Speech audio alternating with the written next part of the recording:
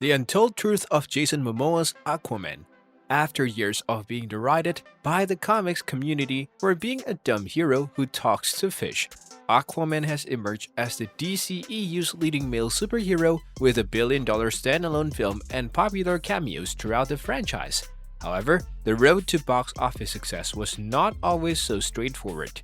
In today's video, we'll take a look at the untold truth of Jason Momoa's Aquaman. Momoa had a long and winding road to becoming Aquaman before becoming a household figure throughout the world through his involvement with the character. With the release of Aquaman 2, let us look at some lesser-known facts regarding Momoa's tenure as the sea-dwelling hero. Before Aquaman, Jason Momoa was best known for his roles as the barbarian warlord Khal Drogo in Game of Thrones and Conan the Barbarian in a critically panned revival of the action franchise. Essentially, the actor had built a name for himself as a harsh and refined anti-hero rather than a kingly superhero. When Momoa first got the call from Warner to audition for the DCEU, he had no idea he'd be awarded the role of Aquaman. Rather, the actor expected to play a bad persona. "I had no idea what I was going to play," Momoa told Jimmy Fallon on The Tonight Show. "I'm just going to be the bad guy, I think. I'm going to go up against Batman and Superman. I'm going to play the antagonist." However, Momoa was soon notified by director Zack Snyder that he would instead be auditioning for the role of Aquaman. The actor struggled to imagine himself as the comic book character whom Momoa described at the time as blonde, white, blonde, shaven, white. Snyder, who admired Momoa's performance as Khal Drogo, persuaded the actor that he was the appropriate candidate to bring Aquaman to the big screen. On the surface, Jason Momoa and Aquaman appears to have a little in common. The character in the comics is very blonde, very white, and appears lighter and golden age infected in his early appearances in comics and animated television, which contrasts with Momoa's warrior body and somber attitude. However, the actor discovered that he had more in common with Arthur Curry than he had previously thought. Momoa is of native Hawaiian origin, and ocean-related activities were a part of his life even before he became Aquaman. In reality, the actor has real-life experience doing something that Aquaman is famous for in comics and cartoons: dolphin surfing. "I've ridden dolphins before," Momoa said in an interview with comicbook.com, "so I can use that." Furthermore, the actor said that he had been studying to become a marine biologist before deciding to pursue a career as an actor. But the best part about playing Aquaman for Momoa was getting to pay homage to Polynesian gods. "All these water gods, Kahoali, Maui," Momoa says in the same interview. "It's an honor and a privilege to play a water character."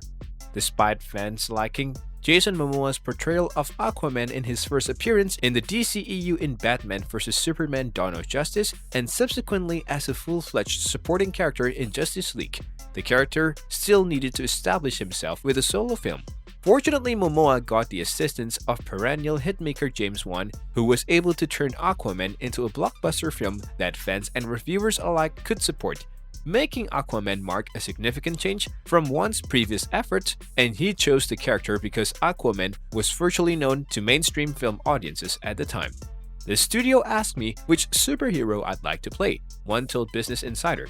"I chose Aquaman since he's the one everyone mocks, so there wouldn't be any pressure." Wan was able to create his own distinct perspective on the superhero genre without the weight of expectations.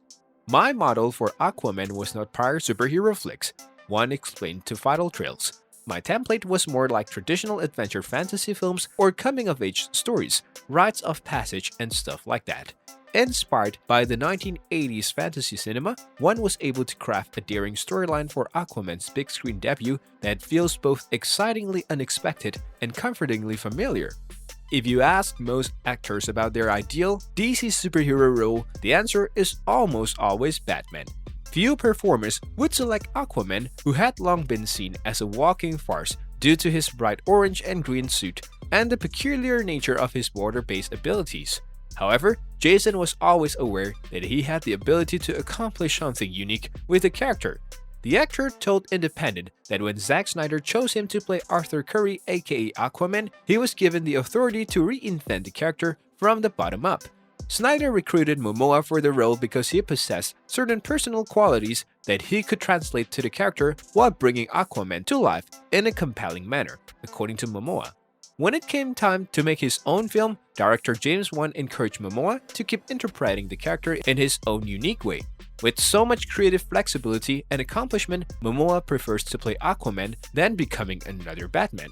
It's good not to be the 8th Batman, says the actor in the same interview. It's exciting to be the first, and good luck if you're the next one. And with that being said, it's time to end our video. Subscribe to the channel for more amazing videos like this. We'll see you with another interesting video.